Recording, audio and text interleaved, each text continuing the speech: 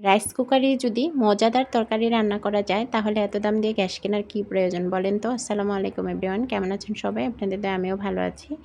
তো আমার আজকের রেসিপি হচ্ছে আমার গ্যাস চলে গেছে। তো চিন্তা করলাম দেখি রাইস কুকারে রান্না করা যায় কিনা, তাহলে কয়েকদিন এটাতেই চালাবো। সেটা আজকে ট্রাই করলাম। আমি দেখেন পাঙ্গাস মাছটা নিয়ে নিয়েছি। সেই মাছটা আগেরই কেটে ধুয়ে পরিষ্কার করা ফ্রোজেন করা ছিল। এখানে দিয়ে দিচ্ছি পরিমাণ মতো লবণ, হলুদ, মরিচের গুঁড়ো, দিয়ে দিচ্ছি জিরার গুঁড়ো, ধনিয়ার গুঁড়ো আর জিরা বাটাটাও দিয়ে দিয়েছি। এখানে আদা বাটা, রসুন বাটা দিয়েছি কাঁচামরিচ আর হচ্ছে পেঁয়াজ কুচি।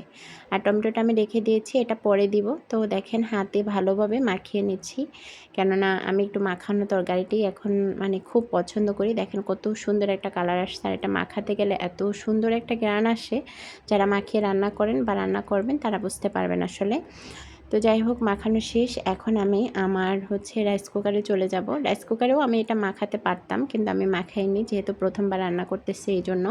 তো আমি রাইস কুকারে তেলটা বসিয়ে দিয়েছি। তেলটা হালকা গরম হয়ে আসার পরে আমি হচ্ছে আগের যে মাখানো তরকারি মানে মাছটা ছিল সেটাকে আমি বসিয়ে দিয়েছি। তো বসিয়ে দমে আমি কিছুক্ষণ অপেক্ষা করার পরে দেখেন বলক চলে আসছে, আর এটার সাথে সাথে কালারটাও কত সুন্দর একটা কালার আসছে।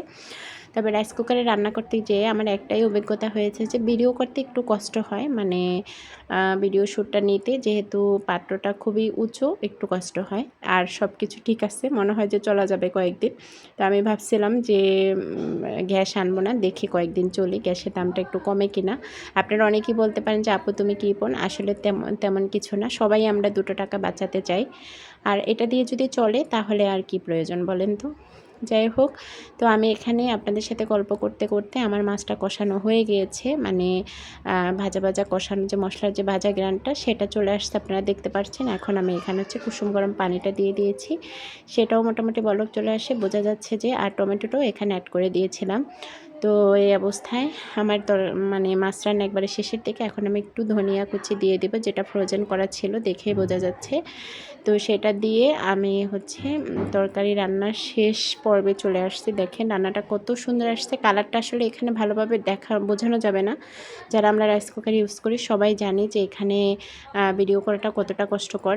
আপনারাও করে দেখতে পারেন, তারপরেও আমার মনে হচ্ছে যে মোটামুটি আসছে, ভিডিওটা একবারেই খারাপ আসেনি। তো আপনারাও ট্রাই করে দেখতে পারেন। 1-2 দিনের জন্য গ্যাস চলে গেছে, গ্যাস আনতে যদি একটু সময় লাগে তাহলে এইভাবে তরকারি রান্না করতে পারেন। দেখেন কত সুন্দর একটা কালার আসছে, মাশাআল্লাহ। খেতেও একবারে মজার হয়েছে, যেটা আগে আমি অন্য গ্যাসে রান্না করলে যেরকম মজা পাই, এটাতেও কোনো দিকে কমতি ছিল না। অনেক সুন্দর একটা কালার আসছে, আর পাত্রটা খুবই উঁচু হওয়ার কারণে কালারটা খুব ভালো দেখাচ্ছে না। তো ভালো থাকবেন সবাই, দোয়া করবেন আমার জন্য। আসসালামু আলাইকুম।